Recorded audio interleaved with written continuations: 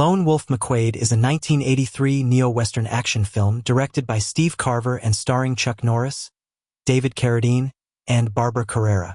This is a rare original production clapperboard that was used in the making of the film. It retains markings from the last time it was used on August 11, 1982.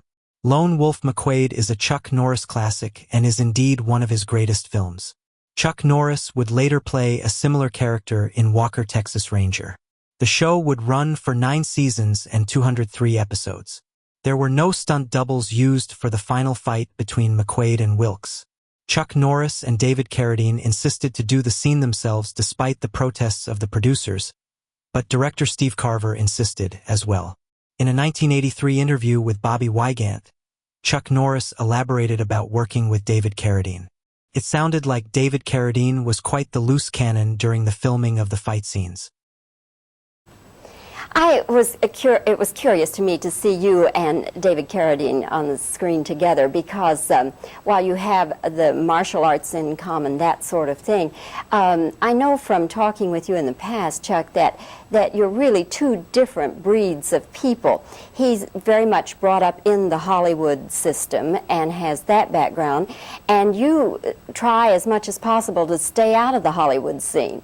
So how did the two of you blend together in this working situation? Well, as actors, they blended very well.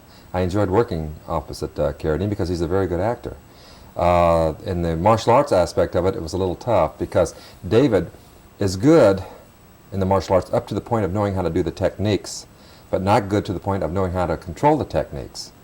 And what happened is that, in fact, when I went on the set, the opening scene, this big fat bandito, had done a kung fu segment with David, and he was telling me, he says, you got to watch Dave, he gets very wild. When I was doing the kung fu segment, Dave cracked one guy's sternum, and he threw a kick at me in a fight scene that if I hadn't ducked, would have torn my head off.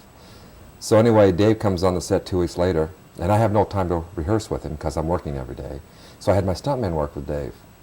Well, he sends 2 of my stuntmen to the hospital, you know, because they weren't expecting him to make contact like he did, and he cut one guy's eye wide open, and he busted another guy's mouth. In the scene, you know, with the girl, my daughter, he nailed her right on the chin, dropped her like a log in the film. I mean, that was really a hit when he hit her, knocked her to the ground, because when you see her holding her chin and she's in shock, I mean, she was totally in shock. She couldn't believe she'd been hit. So what then is how does he react when he realizes what he has done? Well, the thing is, he doesn't know the difference, because being on the Kung Fu series, he was always the kicker, not the kickee. He was always initiating the kicks, and so he never thought anything about it when he hurt somebody. You know, he just thought that went with the territory. And it pretty much went the same way on this film here. He just thought, well, that's the way you do it, you know. And if you don't know any difference, if you don't know the difference between control and non-control, then there's no way to compare the two. And in his case, he didn't know the difference. And so I had to be much more aware, because when I'm doing the fight with him, when you're doing a fight scene, you have to totally expose yourself. Because when like he hits me, I've got to stick my head in there, hoping that they will miss. And with stunt guys, you have confidence in these guys. But with David, I was watching, I had to keep very aware of where he was throwing his kicks. In fact, there's the scene where he knocks me to the ground, and when he kicks me in the ribs. Well, there's a way of kicking where you don't have to hurt the guy, where you keep the legs straight. But when Dave came in to kick me, I saw him cocking that knee back, getting ready to smash me in the ribs. So I said, uh-oh. So I tensed up, and boy, he laid it on my ribs really hard, which made it hard for me to roll out of it. And the director said, well, Chuck, you got to roll more. And I said, I can't. I said, I'm having to take his kick first, before I can initiate the roll.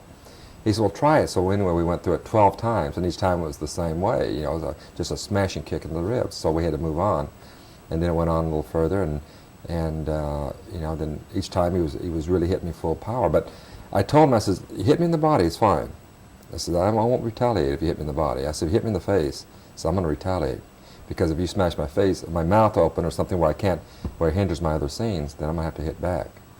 So anyway, we finally got through the fight and all the stuff here, but it was rough, because I wasn't used to working with people that I had to be nervous about as far as control.